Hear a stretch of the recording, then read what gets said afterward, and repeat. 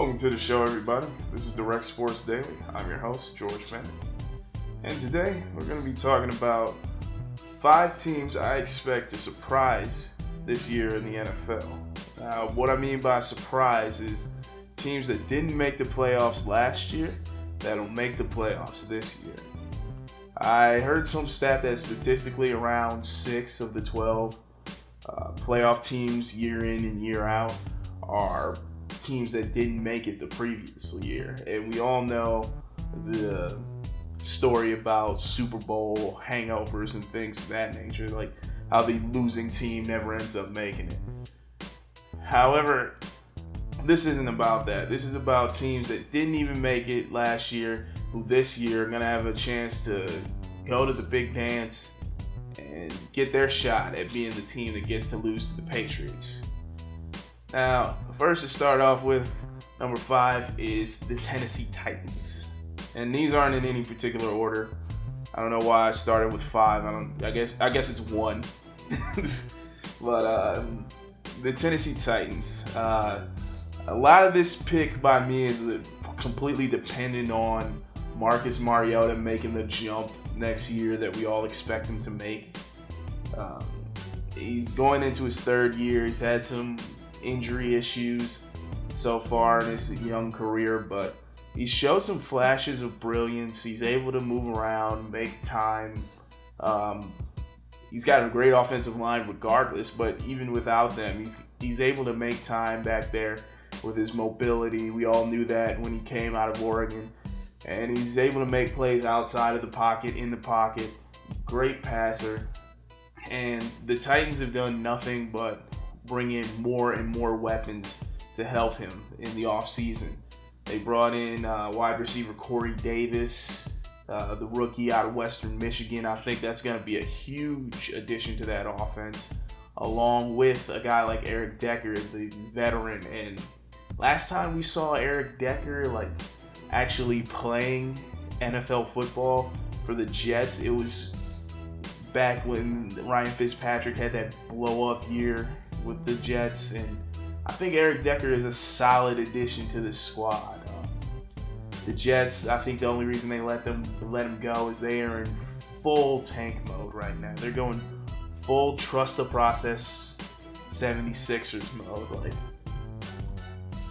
But as far as the Titans go, like I said, one of the best O-lines in the NFL quietly. You got DeMarco Murray coming back. I don't think he's lost it quite yet. A lot of people, it seems like year after year, people are trying to write DeMarco Murray off. He's not. I don't think he's going to have a Matt Forte level drop off like this year or something like that. But a lot of people are writing him off as sort of washed up and done. But I think he's still a focal point of this offense, and him, along with Derrick Henry, forming that 2-headed monster in the backfield. This offense is poised to do pretty well, and the defense for the Titans is always pretty solid. So the Titans, I could definitely see them taking the AFC South, especially with the questions you have at quarterback in Houston and sort of the lack of defense in Indianapolis and Jacksonville. I like a lot of the moves they made in the offseason, but I think with a lot of the moves the Titans made, they've put themselves in position to take the AFC South, or I think at worst compete for a wild card. So the next team I got on this list, call it 2, call it 4, whatever, is the Minnesota Vikings. Now, the Minnesota Vikings were actually the last team to lose a game in 2016, which was astounding considering they didn't end up making the playoffs, and both the Lions and the Packers ended up making it out of that division. I see a significant drop-off for the Lions, unfortunately. That's my hometown team. However, I don't see they're very dependent on Stafford just making plays now without Calvin Johnson as sort of that go-to receiver. It's up to Matthew Stafford, and you saw how much that team started to decline when Stafford got hurt. And the Vikings quietly have a solid offense put together. They brought in a bunch of new receivers like Malcolm Floyd. Stephon Diggs is still there. Stephon Diggs, I think, is poised to make a huge breakout this next season. A lot of people have been talking up for years, and we've seen flashes of brilliance in Stephon Diggs, but he's never truly made that leap to an elite level wide receiver. I think he could make that leap this year and potentially be in a Pro Bowl wideout. We'll see. Sam Bradford, crazy accurate quarterback. He actually had a very good year last year. I think he might have broken the completion percentage record if memory serves. So, while he's not beating you deep with his arm, you get him on some quick rollouts, hitting Kyle Rudolph, one of the best tight ends in the game. You get him some bubble screens to Diggs. It's like some things could happen. And then in that backfield, they went ahead. They added Latavius Murray. They added the rookie out of Florida State, Dalvin Cook.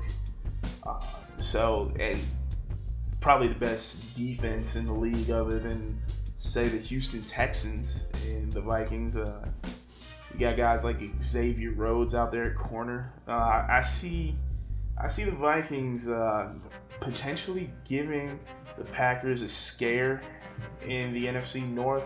Ultimately, I have them as a wild card. I'm not picking against Aaron Rodgers at the end of the day, but the Vikings, I could definitely see them doing something. Next team on the list is the Arizona Cardinals. The Arizona Cardinals were a huge disappointment last year and lost a lot of very lopsided games and some close games that they should have had. It was a little disgusting in Arizona last season, especially when you consider all the talent they have.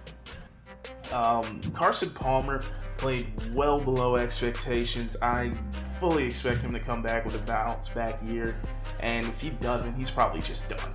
It's like you can't have two bad seasons back to back this late in your career. As far as other pieces on the offense go, you obviously have David Johnson.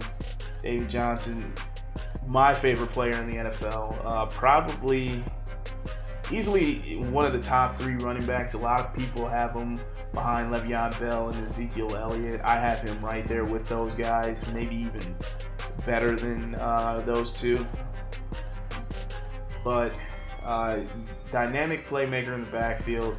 If Carson Palmer's not getting the job done, they did add Blaine Gabbert in the offseason to sort of be an insurance policy should Carson Palmer get injured or just not be playing up to snuff like we feel like he should be playing. You still have John Brown, who is a solid young wide receiver in the NFL. You have Larry Fitzgerald, who's going to walk straight off the field, wait his 5 years and go straight into the Hall of Fame.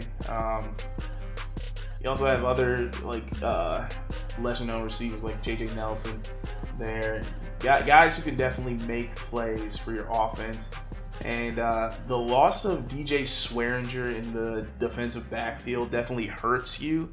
However, you went and added a guy like Antoine Bethea, the former Colt, who, granted, he is pretty old at this point in his career, but he can still go out there and make plays. I think the Cardinals probably have the best secondary in the NFL when you consider they got Bethea, they got Patrick Peterson, they got the Honey Badger Tyrann Mathieu.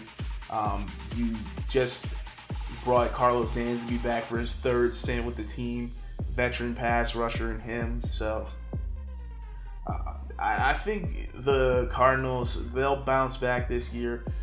They're a team I had going pretty deep into the playoffs last year, but the things just didn't come together for them. And like I said, I think the main thing is Bruce Arians has to chill a little bit.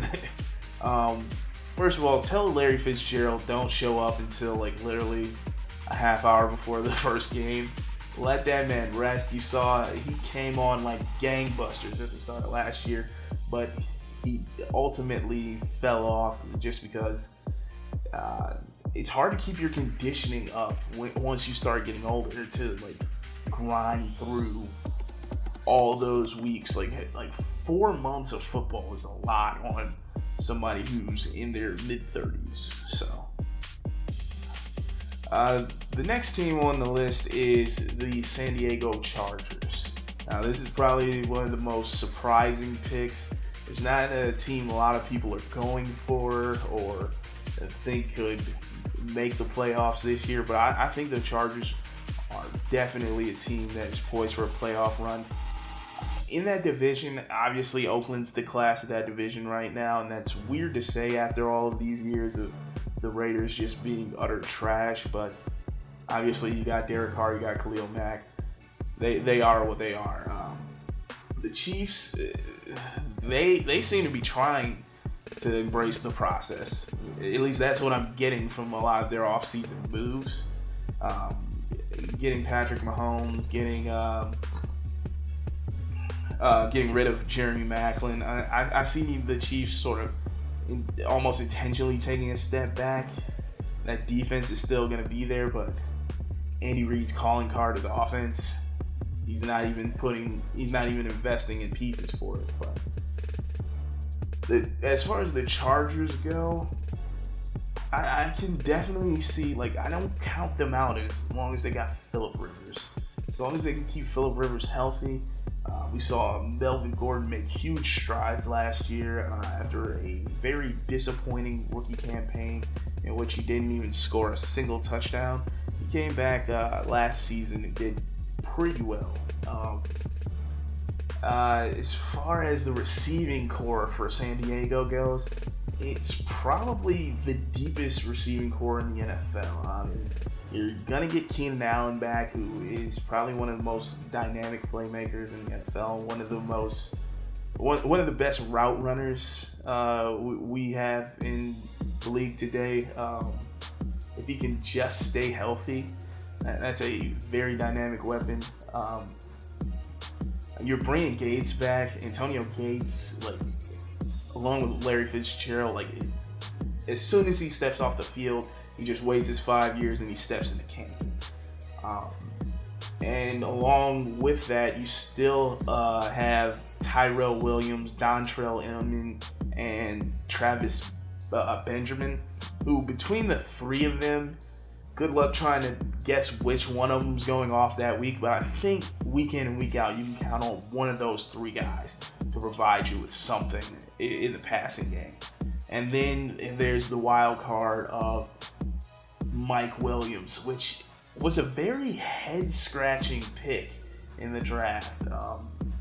Like I said, you got one elite wide receiver and three solid ones already established in San Diego. However, you go out and you grab another one in the top 10 of the NFL draft in Mike Williams. So I don't think that it's an interesting position if you're Mike Williams. There's not too much pressure on you to perform.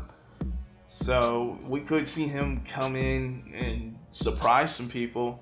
And like I think this whole team will surprise people. Joey Bosa, excellent rookie campaign last year. I think you'll only build on that. So your pass rush with him, Melvin Ingram, like I think you're almost set. You still have what is his name, Barrett, anchoring your lead cornerback position. You lost Brandon Flowers, but Brandon Flowers hasn't been good in years, so I don't really consider that to be too much of a loss. They went out and replaced King Dunlap with Russell Okung at left tackle in the offseason. So huge upgrade there. And they basically rebuilt the entire offensive line through the draft. I know in the second round they took Forrest Lamp, who a lot of people liked. So the Chargers, look out for them. They lost a lot of close games last year in some very spectacular fashion. I think they lost 2 or 3 games where the win probability at one point it hit 99 for them. So they lost some pretty ridiculous comebacks. I think next year you're going to see them put it all together. And those losses came very early in the season, so it really hurt the whole morale of this whole team. And definitely losing Keenan Allen very early too. But I think when you see the did I say San Diego? I'm sorry, Los Angeles Chargers put it all together next season, we're going to see something special happen. And the final team on the list is the Carolina Panthers. Now, another team that just disappointed. I think the theme of this list is I'm just picking teams we expected to be good last year that just weren't. But the Carolina Panthers, you should see them bounce back. I mean, you got what is probably the best middle linebacker in the NFL in Luke Kuechly, and definitely a top 10 quarterback in Cam Newton. So I think they're sort of dependent upon a couple rookie playmakers in Curtis Samuel and Christian McCaffrey. So it's going to be interesting to see what they do. I think Jonathan Stewart's basically going to be Jonathan Stewart. He's going to give you solid production, not do it in a very flashy manner, but the production is going to be there for you. And on defense, I think, like I said, you got Luke Kuechly. You didn't bring back Josh Norman, so I don't think it's going to be the same defense you had for the Super Bowl run. I think losing him, he's a hard guy to replace. He fit that scheme so well, and not having him definitely hurt you last year. But it was a down year for a lot of guys.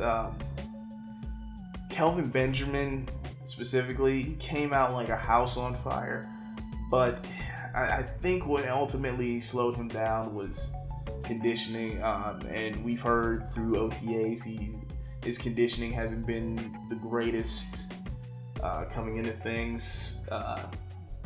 It's very reminiscent of Eddie Lacy. However, I think Kelvin Benjamin can get this done. Like, he's got some time before his camp starts. I assume, or at least I hope, he has been just working tirelessly to correct, sort of taking it easy in the offseason so far. Hopefully he's been working out, like getting in shape and things of that nature. So if he can just maintain his conditioning, I think Kelvin Benjamin could return to the form we saw him in his rookie year, before obviously the injury his second year and the subpar production of his third. But and Greg Olsen, you can't keep Greg Olsen down too long, especially with Cam Newton throwing the football. So I think the Panthers, Vikings, Titans, Chargers, and Cardinals are all teams we're going to be seeing come next January. And I think that's going to about do it for today. I want to thank everybody for watching and listening. This has been Direct Sports Daily. I've been George Bennett, and I'll see you next time. And if you liked that video, check out some of our others. And to keep up with all the latest uploads from Direct Sports Daily, hit the subscribe button.